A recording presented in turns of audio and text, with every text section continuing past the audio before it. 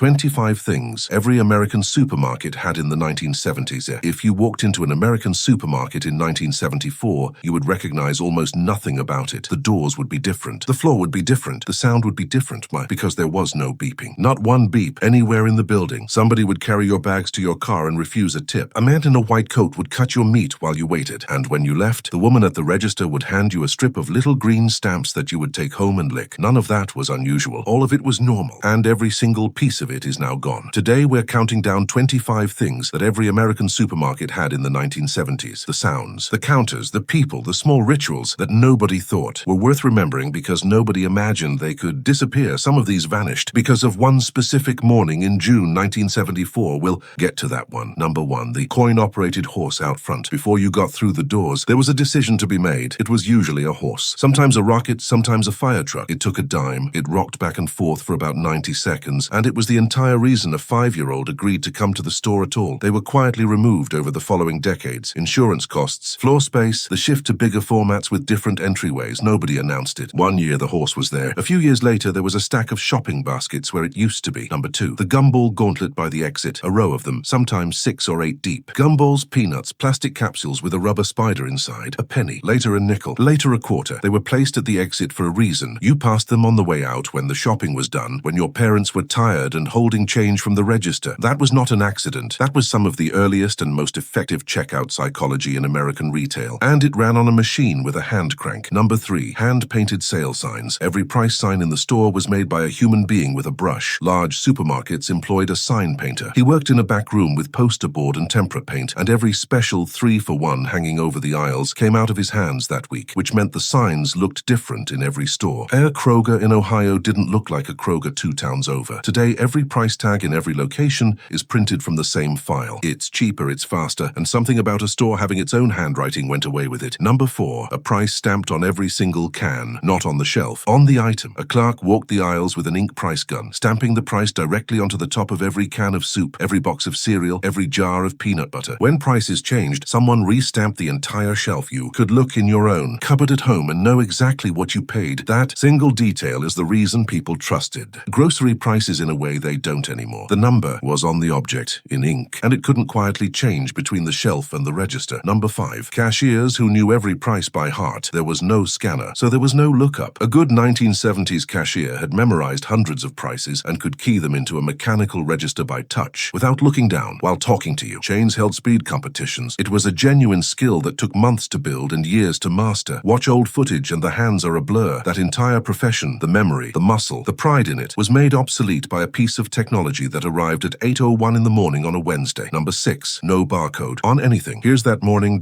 June 26, 1974, Marsh Supermarket in Troy, Ohio. The night before, staff had stayed late putting barcodes on hundreds of items while NCR installed the scanners. At 8:01 a.m., Clyde Dawson, Marsh's head of research and development, reached into a cart and pulled out a 10-pack of Wrigley's Juicy Fruit Gum. Cashier Sharon Buchanan scanned it. It cost 67 cents. That was the first universal product code ever scanned to sell a product anywhere in the world. It didn't catch on quickly. Shoppers were suspicious. If the price wasn't printed on the can anymore, how would you know they weren't changing it? There were protests. By the end of the 1970s, only a small fraction of American grocery stores had scanners. They were right to be suspicious, and they lost anyway. Number 7, paper bags. Only paper bags. Brown craft paper, no handles, folded flat under the counter in a stack. They stood up on their own in the trunk. They became book covers for your school books in September. They became the thing you drew on at the kitchen table. Plastic grocery bags didn't take over American checkouts until the early 1980s. For the whole of the 70s, the question paper or plastic did not exist because there was nothing to ask. Number 8, a bagger who walked you to your car. He bagged your groceries carefully, cans on the bottom, bread on top, because bagging was considered a skill you were trained in. And then he pushed the cart out to the parking lot and loaded your trunk, and you did not tip him. Most chains explicitly forbade it. It wasn't a premium service or a luxury tier. It was just what a grocery store was. The job still exists in a handful of chains. In most of America, it quietly became your job instead, and nobody ever asked whether that was a fair trade. Number 9, returnable bottles and the deposit line. Soda came in thick glass bottles that the bottler wanted back. You paid a deposit, 2 cents, 5 cents, and you got it back when you returned the empties. There was a spot at the back of the store, usually near the loading area, with wooden crates stacked up and a man who counted your bottles and handed you change. For a kid, finding bottles in a ditch was money, actual money. The bottles went back to the plant, got washed, and got refilled. The same physical bottle might come to your house 20 times. Number Number 10. The bread man stocking his own shelf. Half the store wasn't stocked by the store. The bread company sent its own driver. So did the chip company, the soda company, the cookie company. They arrived on their own schedule, wheeled in their own racks, and arranged their own section of the shelf themselves, which is why you'd see a Wonder Bread man and a Coca-Cola man in the aisle at 9 in the morning, in their own uniforms, working for a company that wasn't the supermarket. Some of that still exists. Most of it got absorbed into centralized warehouse distribution, cheaper, more controlled, and one less familiar face in the aisle. Number 11. A butcher standing behind glass, not a case of pre-wrapped trays. A man. You told him what you wanted and how thick you wanted it, and he cut it in front of you. If you asked for something that wasn't out, he went in the back and got it. If you didn't know what to buy, he told you. He knew what you cooked. He knew how many people you were feeding. The full-service meat counter didn't vanish because Americans stopped eating meat. It vanished because centralized processing plants could cut and wrap it cheaper somewhere else, and the man behind the glass was the most expensive part of the department. Number 12. Sawdust on the floor. In the meat department, there was sawdust down. It soaked up what dripped. It kept the tile from turning slick, and it gave that corner of the store a smell that people who grew up in the 70s can still summon instantly. Cold air. Cut meat and wood shavings. Health regulations and modern flooring ended it. It's a strange thing to miss, but it's one of the most common things people name when you ask them what a supermarket used to smell like. Number 13. Produce weighed by hand on a hanging scale. There was a big round dial scale suspended over the produce section, and a clerk who put your potatoes in the pan watched the needle, did the math in his head, and wrote the price on the bag with a grease pencil. No printed label, no little sticker with a barcode, a number written by hand on the bag. If he liked you, the needle sometimes rounded in your favor. That is a kind of transaction that simply cannot happen in a store where every step is logged. Number 14. A frozen food section you could walk past in 4 seconds. It was one aisle, sometimes half an aisle. Vegetables in boxes, orange juice concentrate in cardboard tubes, a small selection of TV dinners in trays, and ice cream at the end. That's it. That was the whole frozen department. The enormous frozen sections in stores today exist because home freezers got bigger. Microwaves arrived in most kitchens through the 80s, and two-income households ran out of time to cook from scratch. The aisle grew because the American evening shrank. Number 15. No hot food anywhere in the building. There was no rotisserie chicken, no hot bar, no sushi counter, no pizza station, no salad bar, no case of prepared dinners by the register. A supermarket sold ingredients. That was its function. You bought raw things and you cooked them at home. The idea that a grocery store would also feed you tonight would have sounded like a category error. That single change tells you more about how American life reorganized itself than almost anything else on this list. Number 16. Deli that sliced everything to order. Nothing was pre-packaged. You pointed. They pulled the log out of the case, set the slicer, and cut it in front of you. Thin for sandwiches, thicker for frying. They'd hand you a slice across the counter to try, then it went in white butcher paper with a piece of tape and a price written on it in pen pre-sliced. Packaged lunch meat took over because it was faster and lasted longer on a shelf. It also removed the last reason to talk to anyone. Number 17. Cigarettes at the register, out in the open, a rack of them right at the front, fully visible, often self-serve. No lock, no cabinet, no opaque doors, no warning wall. They sat next to the gum and the batteries because they were treated as an ordinary grocery item, which is exactly what they were considered to be. Some stores had a vending machine near the exit where anyone tall enough to reach the handle could pull a pack. That is probably the single most jarring thing about 70s supermarket footage for anyone born after 1990. Number 18. TV. Guide at the checkout, not a magazine. The magazine TV Guide was one of the highest circulation publications in the entire United States, and a large share of it sold from a wire rack at supermarket registers, 1 week at a time, every week. For decades, you bought it because there was no other way to know what was on. The device that killed it wasn't a competitor magazine. It was the on-screen channel guide, and after that, the recommendation feed. Number 19. Coupons cut out of the Sunday paper. Sunday morning, the paper came and somebody in the house sat with scissors. The coupons came in glossy inserts. You clipped them, sorted them, kept them in an envelope or a little accordion wallet and brought them to the store. At the register, you handed over a stack and watched the total come down in real time. It was a genuine household skill, and people were competitive about it. Nobody clips coupons now because the discount moved into an app attached to your account, tied to your purchase history. The savings still exist. The ritual doesn't. Number 20. An entire aisle of plain white packages. In 1977, chains including Ralph's and Jewel launched something that looked like a mistake. Generic products. No brand, no logo, no color. A white can with black block letters that said beer. A box that said cornflakes. A bottle that said cola. They were put in their own aisle, and shoppers either felt clever buying them or embarrassed to be seen doing it. By the early 80s, generics were doing billions of dollars a year. Then they disappeared, and not because they failed, but because supermarkets realized they could put their own name on the same product and charge more for it, which is exactly what store brands are today. Number 21. Paying with a personal check. You wrote it at the register by hand. While the line waited, most stores required a check cashing card you'd applied for in advance, sometimes with your photo. The cashier wrote your driver's license number on the back. Some registers had a light that came on for approval. Nobody found this slow because there was no faster option to compare it to. Debit cards were barely a concept in the 70s. The idea that money would move instantly out of your account at the register with a tap was not a thing anyone was waiting for. Number 22, a store manager in a shirt and tie who knew your name. He walked the floor. He was findable. If something was wrong, you asked for him and he came out. He usually lived in the same town, sent his kids to the same school, and had been at that store for years because store manager was a career, not a stop. That's the piece people describe. Most often when they say the store felt different, it wasn't the prices or the products. It was that the person in charge of the building was a person you knew. Number 23, S&H Green Stamps. This is the big one. At the register, based on how much you spent, you were handed a strip of little green stamps. You took them home, licked them, and pasted them into a booklet. 24 pages. 1,200 points to fill one. When you had enough books, you drove to a redemption center. There were roughly 800 of them across the country, where nothing had a price in dollars. Everything was marked in books. A toaster, 2¼ books. A bicycle. Many, many more. At its peak, roughly 8 out of 10 American households were collecting them. Sperry and Hutchinson was printing more stamps than the United States Postal Service and mailing out 35 million catalogs a year. Andy Warhol put them on a canvas in 1962. Then the 70s happened. Food prices climbed, and stores discovered that shoppers under pressure would rather have a lower price than a stamp. Chains dropped the program and advertised the savings. The founding families sold the company in 1981. Green stamps didn't die because people stopped wanting rewards. They died because the rewards stopped being worth the wait. Number 24 closed on Sunday. In much of the country, you simply could not buy groceries on a Sunday. Blue laws made it illegal, which meant Saturday shopping wasn't a preference, it was a deadline. If you forgot something, you did without it until Monday, and so did everyone else. Those laws were dismantled state by state across the following decades. Almost nobody defends them now, but they had a side effect nobody planned. One day a week when nothing was open, and the entire country was doing the same nothing at the same time. Number 25, and the store closed at night. This is the one that's hardest to explain to anyone under 49 o'clock, sometimes 10. Then the lights went off and that was the end of it. If you needed milk at midnight, you didn't get milk. You waited until morning. There were no 24-hour supermarkets in most of America, and nobody was campaigning for them. The store had hours the way a school had hours. What that meant is that shopping had a beginning and an end. It was a thing you did, and then it was finished, and then you went home and it was over until next week. Now the store never closes. The app never closes. There is no hour of the day when you can't buy something, which sounds like freedom, until you notice that it also means there is no hour when you're done. 25 things. And almost none of them disappeared because anyone decided they should. There was no meeting where America voted to get rid of the butcher, the bagger, the sign painter, and the green stamps. Every single one of these went away because something cheaper or faster arrived, and one at a time quietly. Over about 20 years, we all said yes. Nobody misses the parts that were genuinely worse. Nobody wants to go back to writing a check while 12 people wait behind them. But there's something worth noticing in the list. Almost everything that vanished was a person. The butcher, the produce clerk, the bagger, the manager, the bread man, the cashier who knew every price. What replaced them was a scanner, a barcode, a sticker, an app. The store got faster. It got cheaper. It got open all night. It just stopped having anyone in it. So here's what I want to know. Which one of these do you actually remember standing in front of? And which one would you bring back tomorrow if you could pick just one? Tell me in the comments. I read them, and I'd bet more people remember the same one than you'd expect.